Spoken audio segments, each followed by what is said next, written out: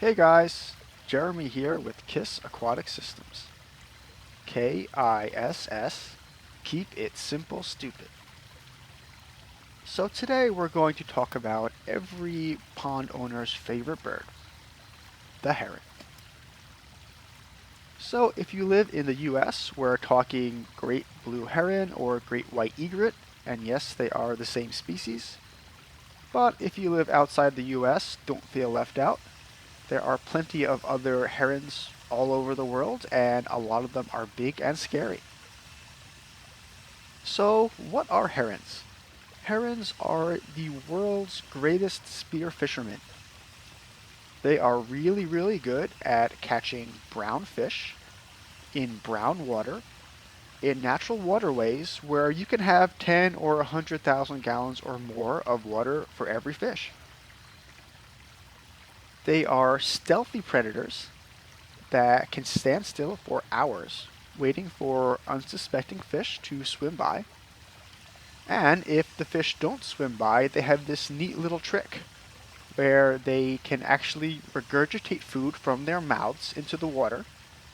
And when the fish come up to investigate, they become a meal.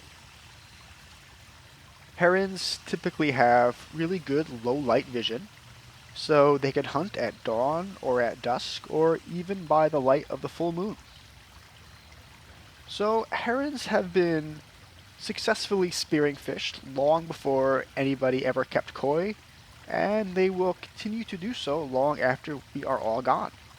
So what can you do as a pond owner to prevent your pond from becoming the world's most expensive bird feeder? There are a lot of things you can do, but it's important to realize that nothing works 100% of the time. And herons and predators in general are just one of those forces of nature that as pond owners we just need to learn how to live with and deal with, manage, and minimize risk as best we can. But if you do a lot of things well, you have a pretty good chance of minimizing heron losses. Unless, of course, you happen to be one of those unlucky people who lives next to a heron rookery, in which case you may want to consider getting a new hobby. Anyway, with those encouraging words, let's begin. So, I think the number one way to deter herons is with intelligent pond design. So, plan for herons as early as possible. Don't be one of those people that just assumes it's not going to happen to them. Because if you do that, it probably will. Anyways, pond design. So, you want to design your pond to do three things. 1. Protect your sides. 2. Avoid any paths into your pond. And 3. Make sure your water is deep enough that the herons can't hunt inside. So, how do herons typically hunt a pond? Well, they usually land 20 or 30 feet away in order not to scare the fish, and then slowly and carefully walk up to and, if possible, inside the pond. So, the way that you can protect your pond sides is with things like rock walls, landscaping, wood pilings, decorative bamboo, really any sort of barrier that will prevent a heron from approaching your pond at that angle. Second thing you want to do is avoid any paths into the pond, because if you give a heron a path into your pond, it will take it. So things to be careful of are really shallow plant shelves on the edges of your pond, gently sloping pond sides, or even a large lily pad leaf that is too close to the edge. Yeah, herons can be pretty creative and resourceful. And the third thing you want to do is make sure your pond is deep enough that the herons can't comfortably hunt in the water.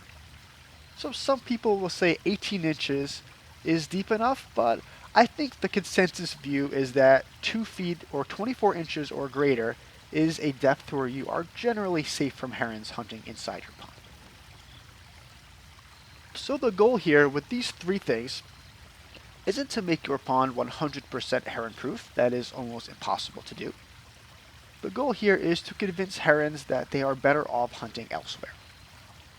Now, herons are very smart birds, very capable predators, and they need to eat a lot of fish. So they are going to hunt where they think the pickings are easiest. So what you really want to do with designing your pond is interfere with their hunting patterns so that they decide to move on back to nature. Or, to be honest, maybe even that guy down the street's pond who didn't watch this video and who nobody likes. Anyway, moving on from pond design, the second best way to deter herons is to condition your koi intelligently. So koi by nature are very wary and cautious fish. They know to avoid any large animal leaning over the side of the pond staring at them intently. This is a very good built-in survival skill. However, many koi owners want to hand feed their fish and pet them. But when you condition your koi to lose their fear of you and associate large animals on the side of their pond with food, then you take away what is probably their best defense against herons and other predators. So, my advice to you as a pond owner is to recognize that while your koi are your pets, they also need to be able to survive in the semi-wild conditions of your backyard. So generally avoid hand feeding and petting as much as possible. If you want to hand feed and pet something, get a dog, have a kid, but leave your koi alone. So moving on from pond design and koi behavior, the third best way to deter heron is with some sort of mechanical device, or a combination of devices. So this is a shot of the front of my pond. As you can see, what I've done here is string up clear fishing line around the edges of my pond using 2.5-foot garden stakes. Fishing line is one of the most popular ways to deter herons, and particularly to protect the sides of your pond, because it's clear, so it's not so unsightly, but it's very effective as a barrier. But there are plenty of other things that you can try. There are motion-activated sprinkler systems, wind chimes, weather vanes. Some people have a radio on with the sound of human voices or predator calls that herons don't like. There are all kinds of decoys on the market of various kinds of animals that herons will generally avoid. And what some people will do as typically as a measure of last resort is cover their entire pond with netting. It's unsightly, but it does tend to work. Anyway, if you're having a problem with herons, the first product that I would recommend that you consider buying is a nature cam. Buy it, hook it up, and actually watch the footage.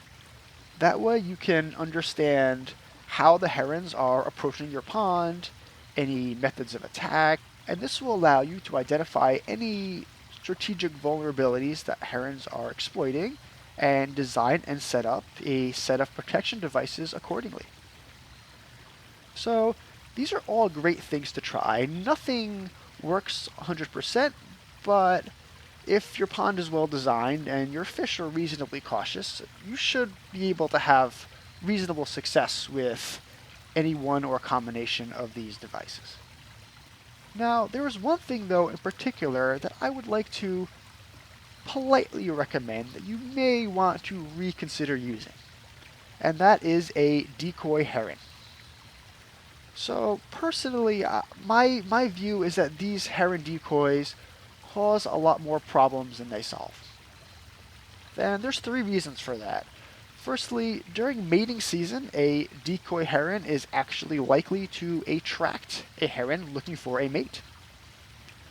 So if you do have one of these decoys, you should probably figure out what times of year herons in your area are breeding and take it down. Second reason I'm not the biggest fan of these is because I think they are often more likely to attract the interest of a heron than deter it.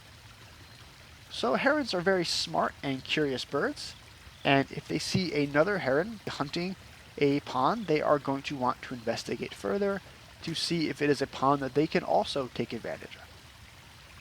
And particularly if you're talking about a very large heron, they're probably not going to be scared off by a decoy. And the third reason I don't love these is because I think they can condition your koi to lose their fear of herons. So if you have a heron decoy standing over your pond all the time, and your koi are seeing it all the time and it's not causing any problems, why should your koi be afraid of the real heron that looks just like it right next door? So, in a way, by putting up a heron decoy, you may actually be making your koi easier to hunt. Personally, I think the best place for these heron decoys is the garage or something that you use to scare your kids when they misbehave, or on Halloween.